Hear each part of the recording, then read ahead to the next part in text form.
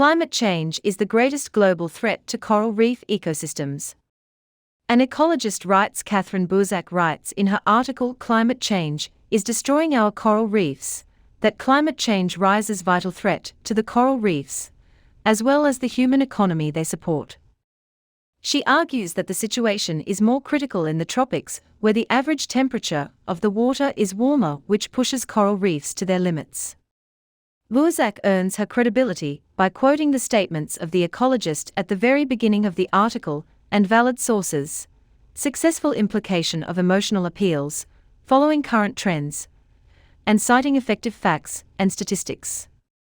However, she hopes that there are places healthy and vibrant for corals. In her article, she describes the importance of the coral reefs for nearshore ecosystems and its association with the livelihood of the people who depend on them.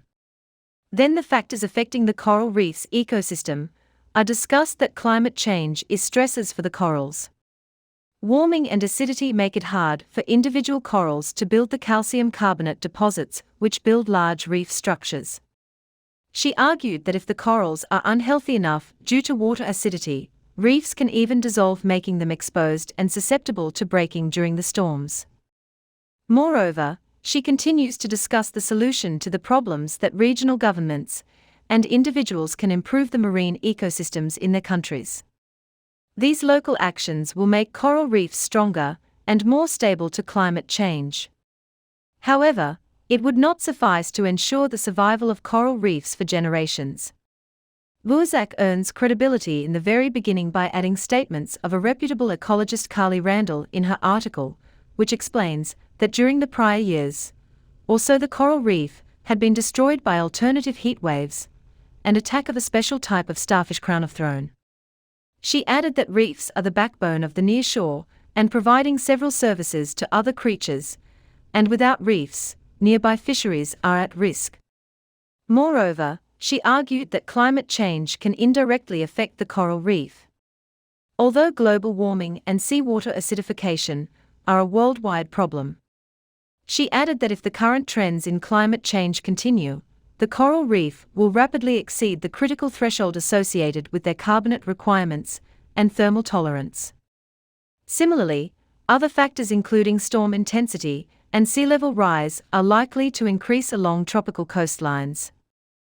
Under these circumstances, the corals that make the framework of coral reefs will become rare organisms on tropical and subtropical reef systems, and the abundance and distribution of carbonate reef systems will suffer severe contraction. Buzak used many strong and convincing sources that supported her credibility and invocations. These sources include International Panel on Climate Change, a study on the effects of ocean acidification by environmental scientist Emily Hall, PJ 2015, DOI 10.7717 of pH.1313, SCI, Republic 2019, DOI 10.1038 S41598-019-55374-6, Microplastic Pollution, National Museum of Marine Biology and Aquarium, a study by Carly Randall, and a study on the coral reef in the Florida Keys by Erin Muller. Quoting to these sources strengthens Buzak's credibility that she has presented facts and expert opinions regarding her statements.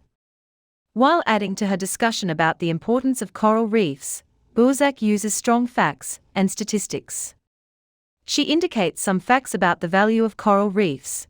If you protect the coral reef, you protect the ocean ecosystem. Reef contributes about $5.6 billion, $3.84 billion to Australia's economy.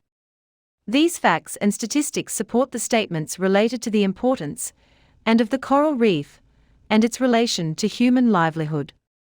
She continues with several statistics. In the Florida Keys, coral reefs are valued at $8.5 billion and support 70,400 jobs, mostly in tourism and fishing. After a series of hard knocks during the 1970s, early 80s, and beyond, these reefs are on the brink of functional extinction, and there's no evidence they can recover naturally, says Erin Muller, Science Director of the Elizabeth Moore International Center. Sea coral reefs and other marine ecosystems need all the help they can get. According to the Intergovernmental Panel on Climate Change, so far the oceans have taken up 90% of the excess heat generated by human-caused global warming. The world's reefs are valued in the tens to hundreds of billions of dollars annually. Each year, for instance, the Great Barrier Reef contributes about 5.6 billion Australian dollars, $3.84 billion to Australia's economy. These are some of the statistics from many which support her statements regarding the coral reef and factor affecting them.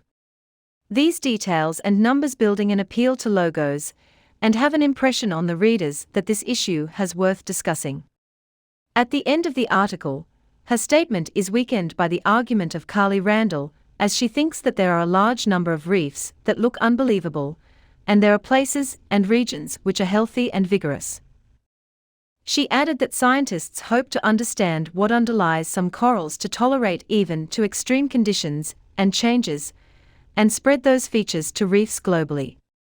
She said that in 2015, Moat researchers carried out a tremendous discovery in which small fragments of coral reef can grow speedily toward one another and fuse, covering tens of square centimeters of new growth every month.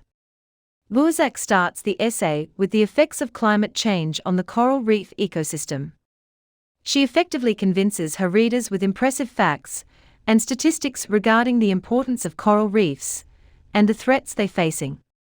It can be observed from her report that how the climate changing affecting the coral reef community and the connected lives. However, she weakened her statement with the possible cure of corals suggested by the scientists and ecologists.